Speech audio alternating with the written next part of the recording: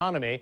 In our special segment on Global Exchange, Arabia 2.0, we look at what will happen next in the entire region, and trust is a huge issue. Let's get some perspective on this from Mohamad Al-Ississ.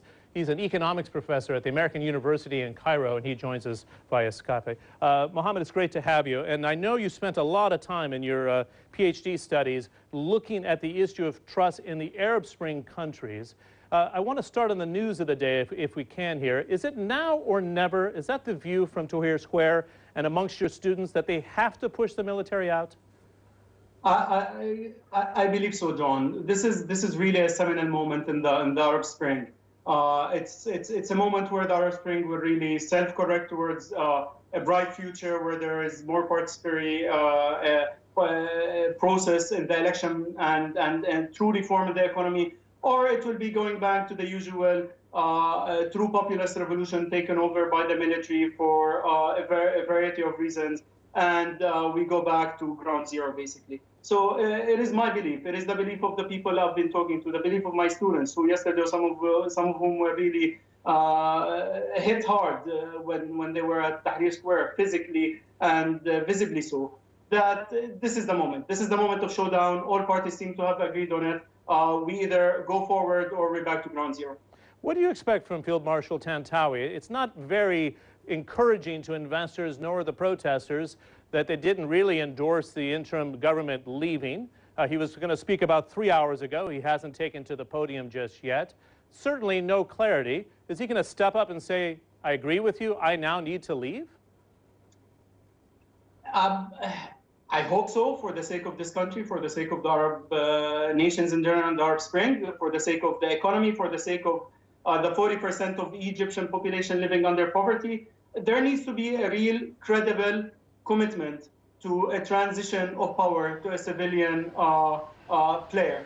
Whether that takes place now or later, preferably now, but regardless, it has to be credible, and it has to be to gain the trust of the masses on the street that it needs to happen. Again, we're at this moment where now there are rumors that this might happen, similar to the moments that we lived before when before Mubarak came to speak every time. In the past, the message was always a couple of days behind. It is truly my hope that the leadership this time learned from the past and will be ahead of the curve here. The stakes are high. The ramifications may be disastrous.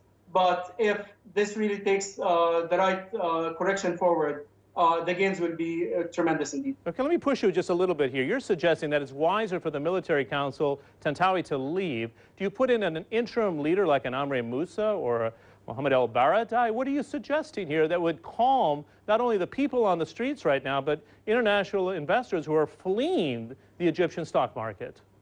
Well, regardless whether they leave or not, a new government needs to be put in place. The former government resigned. The military council did not yet accept the resignation, again, sending more uncertainty into the markets and into the streets, basically. Whether they decide to leave or not, they need to hire a government. If they leave, then the choice is, the question is, who do we hand power to?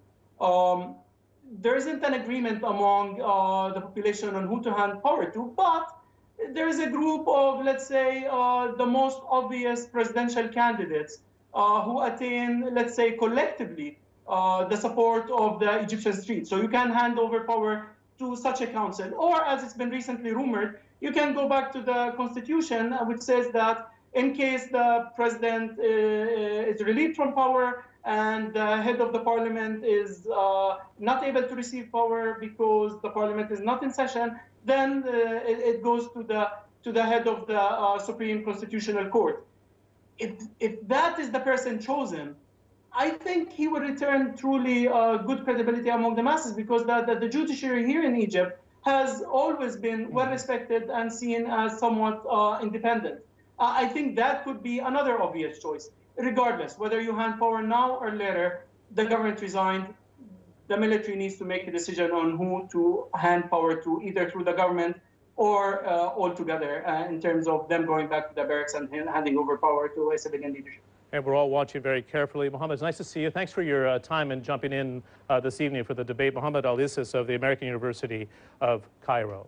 Well, economic storm clouds are growing darker over Europe right now, but as they spread across the world, one emerging market finds a silver lining. We'll explain next on The Exchange.